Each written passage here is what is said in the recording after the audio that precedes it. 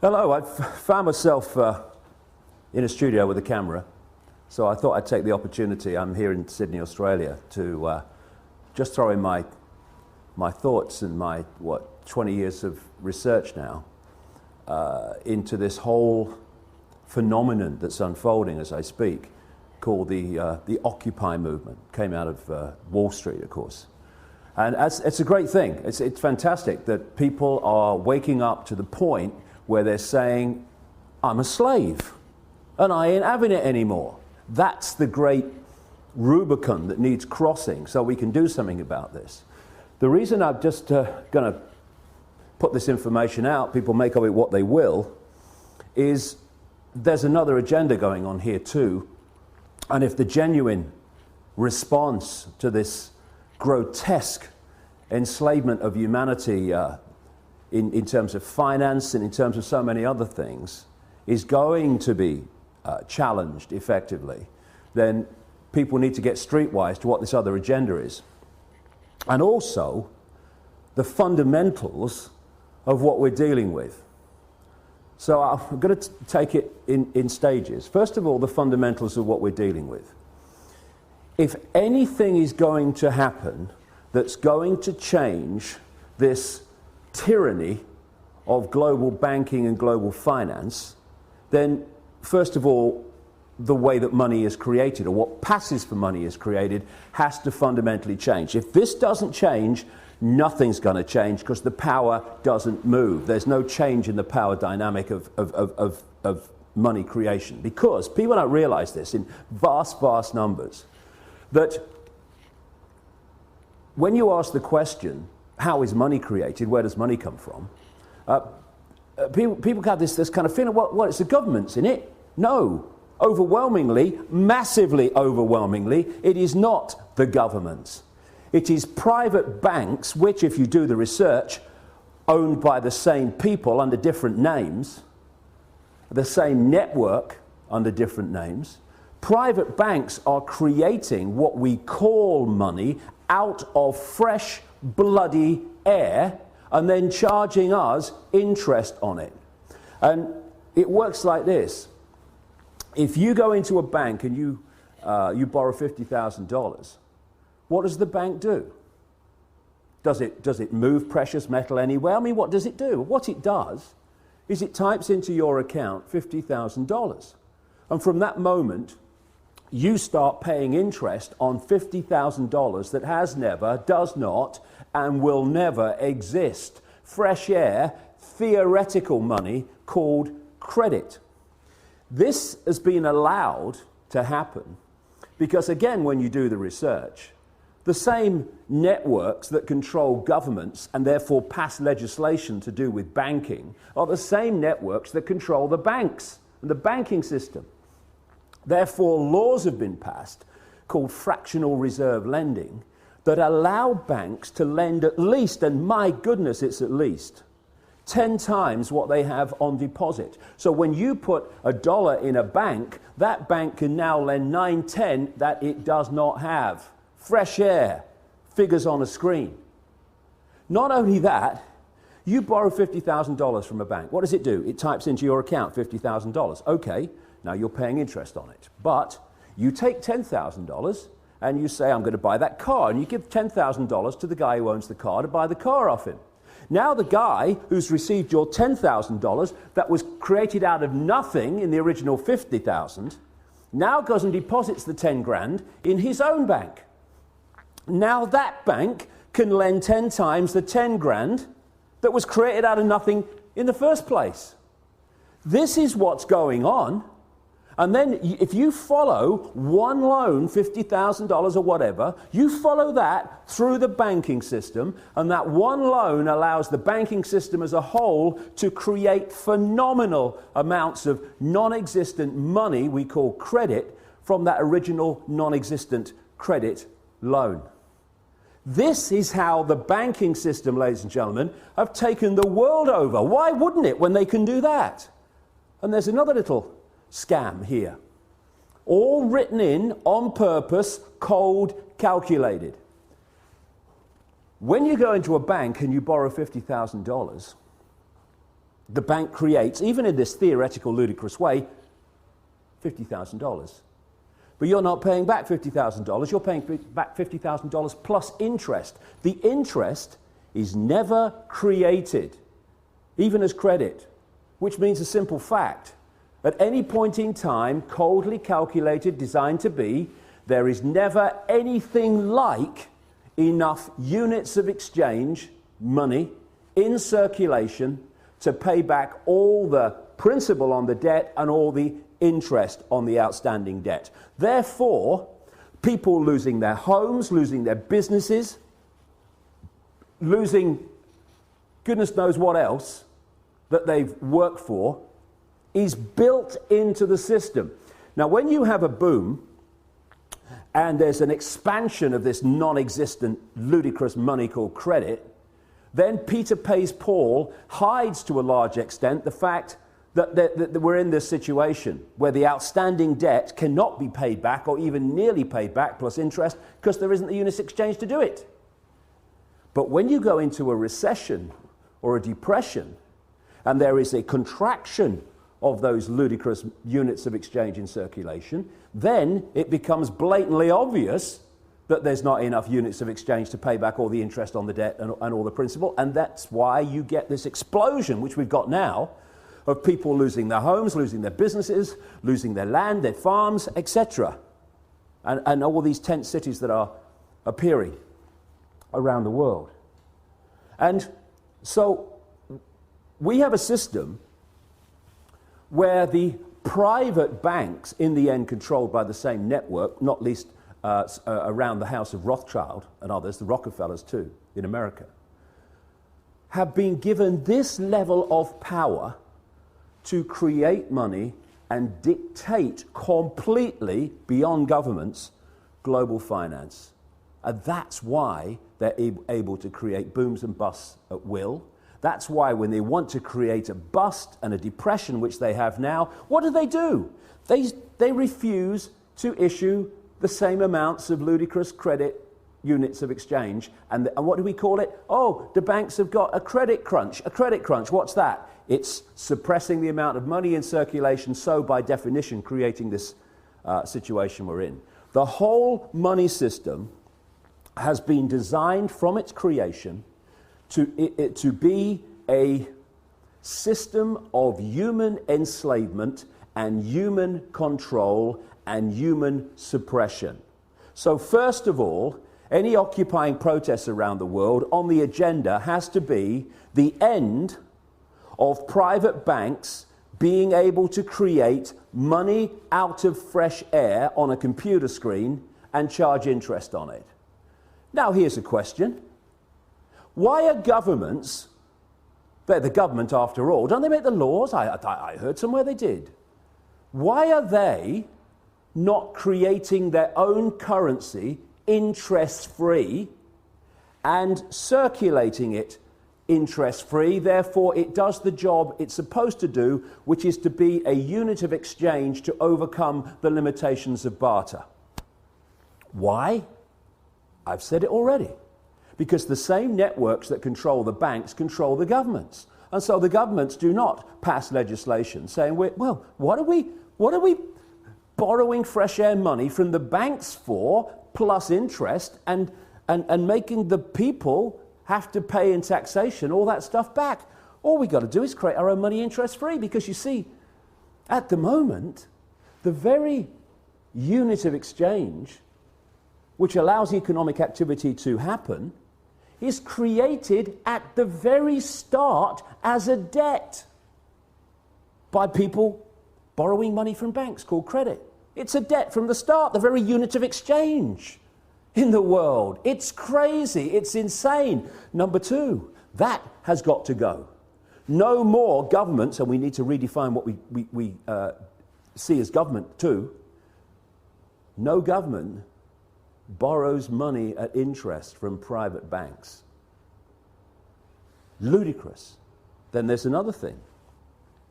Like I say, whether we have a boom or a bust is decided by this very banking system. because they have what they call an economic cycle. It's total corruption and total manipulation. First of all, they put lots of units of exchange out, credit. Oh, you know, you earn 2 and 6 a week? Okay, have this half a £1 million house. Yes, here's the money, take it. And they put lots of units of exchange in circulation. And there's a boom, manufactured, and when people are in a boom and they get confident about their jobs, they go into more debt, bigger house, a bigger car, all the rest of it. And then what they do at an optimum point, this is what they did in 2008, is they take or create an excuse to take money out of circulation. Now the economic activity generated by that amount of money in circulation is no longer possible. And we move over here, fishing line coming in now, to a depression or a slump. People do not lose their homes overwhelmingly because they don't want to work anymore. They lose their homes because there's not enough economic activity to generate the income to pay the mortgage. Companies don't go bust because they think it'll be a bit of fun. They go through a bust because there's not enough demand for their products at a time of a downturn when the money in circulation is being reduced. And what happens? The banks that have created this problem in the first place, they take the homes, they take the businesses, they take the land, they take the real wealth for having not been paid back money that has not, does not, and will never exist. This is the power that the governments, controlled by the same network, have given to the banks to control planet Earth. Anything that comes out of these Occupy protests that does not include demands, not taking no for an answer, this has got to go, it's going to change nothing. And there's another couple of things, maybe a few more, that I'd like to get across to those that are brilliantly protesting around the world. Because there's nothing more manipulatable than genuineness that isn't streetwise. And what we need to do, if we're going to really bring an end to this outrageous, inhuman nonsense, is we have to get streetwise pretty damn quick. Because there are people, vultures, flying around, flitting around these protests, not least in Wall Street, trying to direct it in a certain direction that will make the world more enslaved and more unjust than it is now. There's certain coordinates, 3 will do in this presentation, if you like. 1, where does this network behind the banking system and behind governments and behind the transnational corporations, where does it want to take us? Okay? Well, simple. It wants total control over the entire human race, mentally, emotionally, physically, and financially. And to do that, and there's a few, compared with the 7 billion global population, there are a handful of people at the core of this in full knowledge of what they're doing. They have to constantly centralize decision-making. Because the more you centralize decision-making, the more power the few have over even greater numbers of people. The other thing that goes on is the more you centralize power, the more power you have centrally to centralize even quicker. So the process of centralization of power, it's been given a word now for a long time called globalization. This can move quicker and quicker and quicker through this process of centralized power, more power to centralize even quicker. What they want to create, I've been writing about this now for nearly 20 years, is they want a world government that would dictate all laws, apart from a few local things. All the major laws will be dictated by this world government, just as the European Union dictatorship now dictates something like 75% of the laws that are passed in Britain. They want a world government then that would dictate to everybody on the planet. They want a world central bank that would dictate all global finance to every what is now countries, though they want to break them up into regions. They want a world army to impose the will of the world government on anyone that doesn't want to accept it. That's what NATO is now. You know, when they're justifying bombing whole cities of civilians on the pretext of protecting civilians, and they say the world community has decided, and we have GH, and the international, that's code for world government. And when they then say, we're going to bring NATO in because the world community has decided, no, actually, America, Britain, France, and one or two others have bloody decided, and Israel. They are talking about NATO as a world army.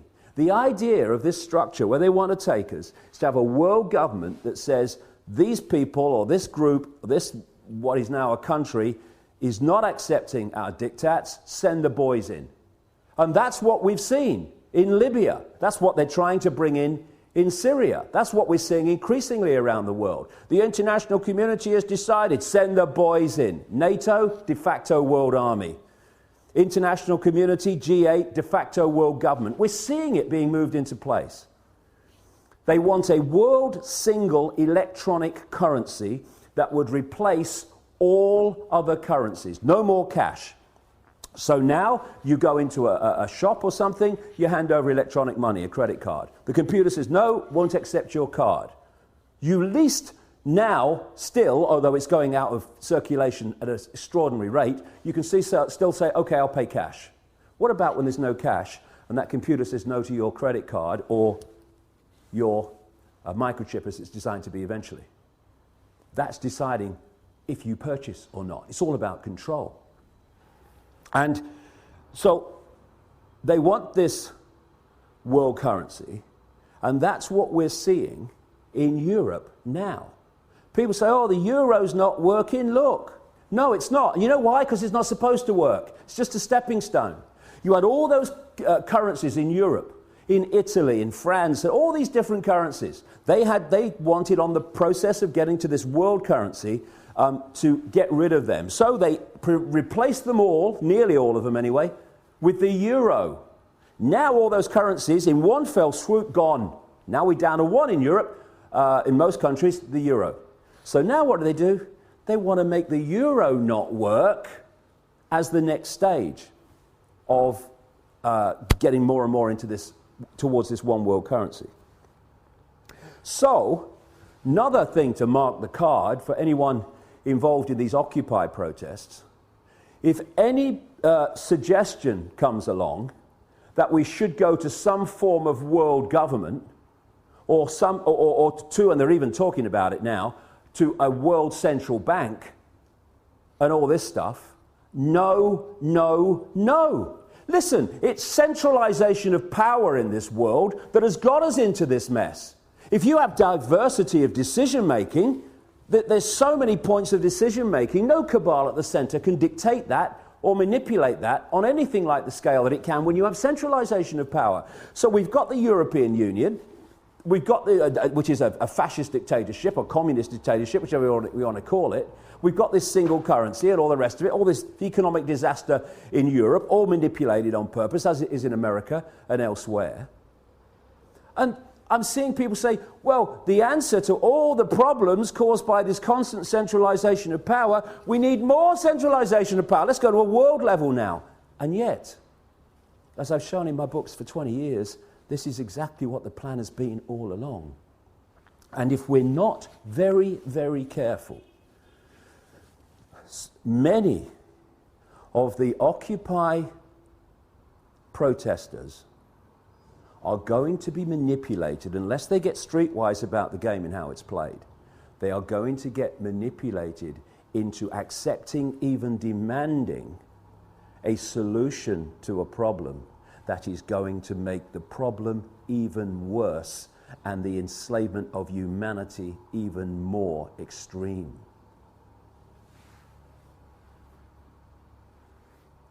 When you look at where they want to take us, which is into this centralized global dictatorship, Then you look at the main technique that they used to take us there. I gave it a name a long time ago now. Problem, reaction, solution. Dead simple, devastating. At stage one, you create a problem. You blame someone or something else for it to hide the fact that you're really behind it. You then, through an unquestioning and pathetic media, tell the people the version of the problem you want them to believe. What you want at stage two is the reaction to the problem from the people. Fear, outrage, something must be done. It could be a war, it could be a terrorist attack, like the Mossad American intelligence operation known as 9/11. It could be an economic collapse, whatever. Whatever problem you need to be allowed you to go to stage 3 of problem, reaction, solution, which is to offer the solutions to the problems you have covertly created and blame someone or something else for it. And those solutions are constantly advancing your agenda to this centralized global dictatorship that I'm talking about. So when you crash the global economy, and when you're moving trillions and trillions of dollars around the world economy every day, as this network is, you decide if it goes up or down. Nobody else does, you do. And therefore, you can create an economic collapse at will. That's what they did in 2008, and they've gone on with it since. And the idea is that problem is then offered a solution. And people like the Rothschild-controlled bagman and billionaire George Soros, one of the major funders, by the way, into existence of MoveOn.org, which is trying to move in, this Democratic Party-owned, cabal-owned operation, moving in on the Wall Street protests and stuff like that. You can then offer the solutions that Soros and others are offering, which are what? To solve this economic global crash, we need a world central bank. Stands back in amazement. I'm shocked. Knock me down with a feather and I shall swoon. It's so blatant, it's so callable, it's an open book once you do the research and you realize where this is going. And so, it's so vital as we've reached this point, this cusp where so many people have gone through or are going through this process now, where they're saying, I'm a slave and I'm not having it. And then they go to the next stage, which is what we're starting to see. It's so important that they don't allow themselves to be pawns, genuine pawns, unknowing pawns, but pawns all the same, in a manipulation that then takes us on to the next stage of an even greater financial and human enslavement than we've had up to this point. Because this is a vital area. It's vital not to get focused and obsessed with corporations and banks and all that stuff. It's about control. It's about human control. And the form it takes doesn't matter to these people. They just want the form that brings most control. Now, in the process of doing this, they've reached a point where the control has been going on through a banking system, private banking system, controlled by these families and their networks, and through corporations controlled by the same families and these networks. I mean, I keep seeing people say, we must have an end to capitalism. We don't have capitalism. We have cartelism. It's like J.D. Rockefeller said, competition is a sin. We have an oil cartel, a pharmaceutical cartel, a biotech cartel, on and on it goes. And these are the cartels of these families. This is how they control and dictate at this point. But they want to go to the ultimate level of human control, where they don't have corporations, so we know them anymore. And so if we can get caught in, get rid of the corporations, I'm all for that. But the question is, to be replaced by what? And this is the structure they want. They want the world government, the world central bank, the world currency, the world army to implement the will of the world government, and then they want the world government ministries. Read 1984. George Orwell, real name Eric Blair, wasn't coming from his imagination. He had access to the projected agenda through the Fabian Society. Exactly the same Fabian Society that Aldous Huxley was a member of, and thus had the inside knowledge to write a prophetic novel called Brave New World. They were coming from knowledge of what the projection was. Huxley, it seems, supporting it, and Orwell not supporting it, trying to expose it. But it's still the same source of where it came from. This has been going on for so long. What they want is the world government and then the World Ministry of Oil, which would take over all the oil corporations, all the oil infrastructure, all the oil finance, everything. They want a world ministry of health that would take over all the pharmaceuticals and encompass what is now the World Health Organization, a Rockefeller Rothschild creation, by the way. They want a world ministry of trade that would encompass the World Trade Organization and dictate global trade from a central point. A world ministry of this, a world ministry of biotech, and all the rest of it. And so they want to absorb the corporations as they are now into these ministries for the ultimate global dictatorship. And the same people behind the banking system now and the corporations now will be controlling the world government and the ministries. But the same thing, but it will go on to a much higher level and a much more coordinated level of human control. So, they will want people, protesters against the outrageous injustices and grotesque actions and behavior of the corporations, to call for the end of the corporations, call for the end of the banks. Yes, fine.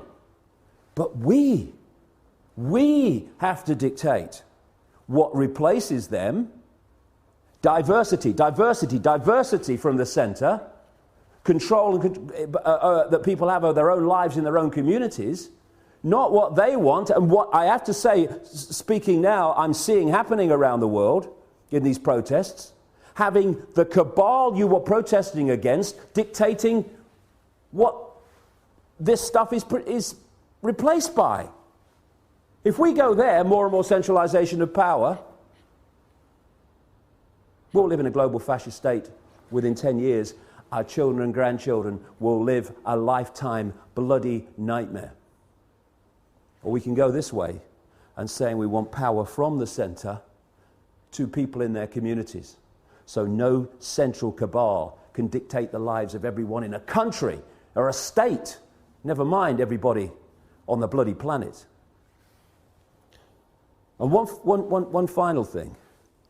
You know, these organizations that move in, like moveon.org, I mean, I wish the bloody would, sooner the bloody better, that are Soros funded and Democrat Party controlled and all these people. And then if people, you know, a lot of the people in the protests, if they hear this bit, they'll be going, boo, what are you doing? Because I've seen them do it to people. Global warming caused by humans is a bloody giant hoax.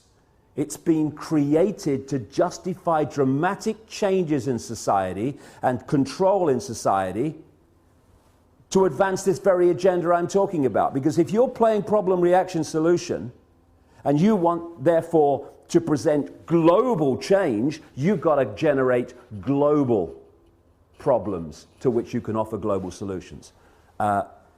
Climate change. Everyone's affected. We need global laws. What's international law, by the way? Oh, international law. International law is law that everyone on the planet is supposed to obey. This is the world government international law coming into place. Anyone does a modicum of basic scientific research, they will see that human-caused climate change, notice it's climate change since temperatures started falling. When they go up again in the sun cycle, it will be global warming again. But do a modicum of research and you find that the whole idea was a scam. Anything that Al Gore's involved is a scam by definition. He knows nothing else. And yet, we're having these organizations like, was it 350.org?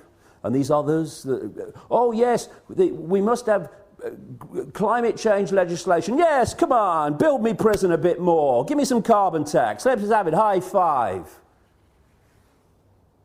Because that's the way we've got to solve the problem. The way we solve the problem, we take our freaking minds back and stop having them dictated by other people. You must believe this, you must believe that. And again, this might upset a few people, but I don't care. When I see around some of these protests, someone on a microphone speaking the words, and then everyone repeats the sentence, then he says another sentence, and everyone repeats the sentence, and we want freedom.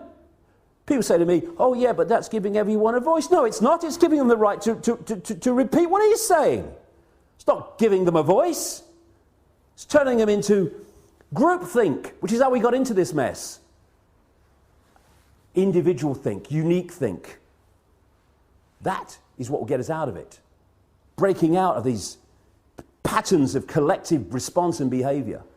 So I'm not interested in 350.org. Take your bloody nonsense about climate bloody change and go somewhere else.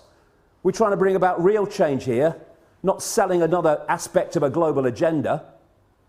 And move on .org and everyone like you go and do your bloody work somewhere else. Take your Soros money somewhere else. This is going to be a revolution that's going to make a difference. It's going to be a revolution of people, not organizations, not cooperating with their own enslavement, individually, and yes, together, collectively. This is a great opportunity to make a difference.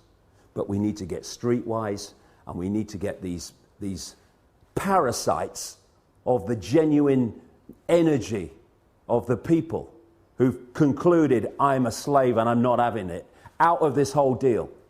Because if we don't, they'll take it over and they'll do what every other one has done when it seems like some change is taking place. Look at Obama. Change, I stand for change. No, you don't. You stand for business as usual, and then some, as we've seen. It's just a word. Real change happens in changing real lives, not in spouting the fricking syllables change or change. One syllable, two syllable, one syllable. It doesn't bloody matter, does it? Because when Obama says it, it could be 50 bloody syllables. Nothing's going to change for the better, because he ain't there to do that.